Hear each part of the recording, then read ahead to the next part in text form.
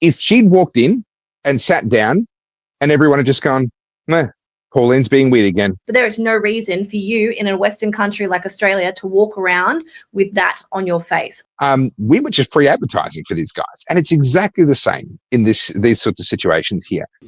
Wow, Pauline. Wow. Because this is racist and Islamophobic, and so are you.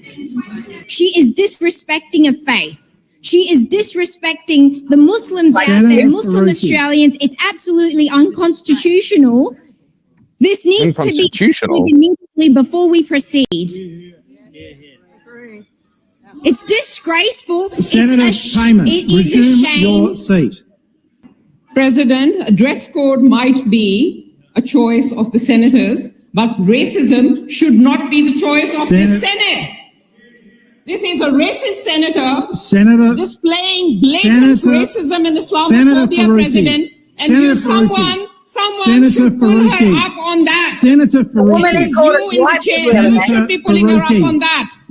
Clearly, what has happened today is not a genuine demonstration of faith. In fact, it is the middle finger to people of faith. It is extremely racist and unsafe. We do have many Australians in this country who are adherents of the Islamic faith, and the great majority are law-abiding Australians, good Australians, Senator Hanson, and it is absolutely consistent. Why was it all screeching women? So let me pull a couple of things out of here because this is fun. Firstly, they're hopefully going to get in trouble for with the large section of the Muslim community that rejects the hijab, etc., as being religious garb. So that'll be fun. But also, can we just notice this ties in with the whole cancelling people is pointless thing. Like, stop trying to cancel people. If she'd walked in and sat down and everyone had just gone, meh, Pauline's being weird again, and then got on with business, and not a single person had said a damn thing. Right? Do you see how that would have completely neutered her? It's the Streisand effect. They reacted, which is what has empowered her. Now this is the headlines. We're talking about it. It's all over the news. It's exactly what she wanted. Now I happen to agree with what she wanted in this particular case. I'm not saying that it's a bad thing that's happened, but I'm saying if you I used to watch this happen when I was a teenager in the church. I grew up in a really super conservative religious family. And we would get caught up in the outrages about, oh, this band is coming and they, Ozzy Osbourne's coming and he ate a bat and he worships Satan and blah, blah, blah. And we would be out there amplifying the fact that he's coming and touring in Australia. Right now, I'm not too sure that anyone went and bought a ticket because I told them about it. But as a corporate, as a group, these conservative churches buying into the satanic panic era of the late 80s and early 90s. We were just free advertising for these guys. And it's exactly the same in these sorts of situations here. So it's hilarious to me that they just, whatever the business of the Senate was that day, got completely derailed. Pauline Hanson set the agenda and she got exactly what it was that she set out to get. And fair play to her. Oh, look, I agree. And I'm going to disagree with you. I think the burqa should be banned. I don't think there is any place in a Western democracy where you should be wearing a face covering like that, particularly given it comes from oppressive regimes.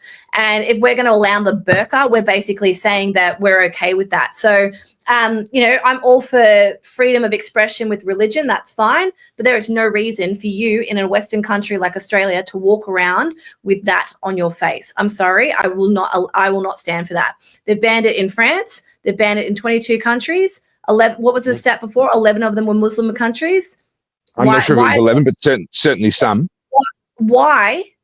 What I want to know is why should they be allowed to wear that here? We know what goes on in these fundamentalist Islam societies. We know how oppressed women are. If we are a allegedly free, democratic nation, and we are going to stand by, allow people who immigrate here to uphold oppressive sentiments from their own home country, then what the fuck are we standing for? I'm sorry. I'll die on that hill. I don't care. I don't care what anyone says. That's my opinion. But what I will say about this is the best possible recruitment strategy for the NSN. This has just made more and more people go, you know what? I'm going to go full white nationalist now. Yeah, going to go all the way. if I'm not allowed to have an opinion that differs from the mainstream, and you're going to call me a Nazi when I do, then I might as well just go all the way across. Nazi, yeah.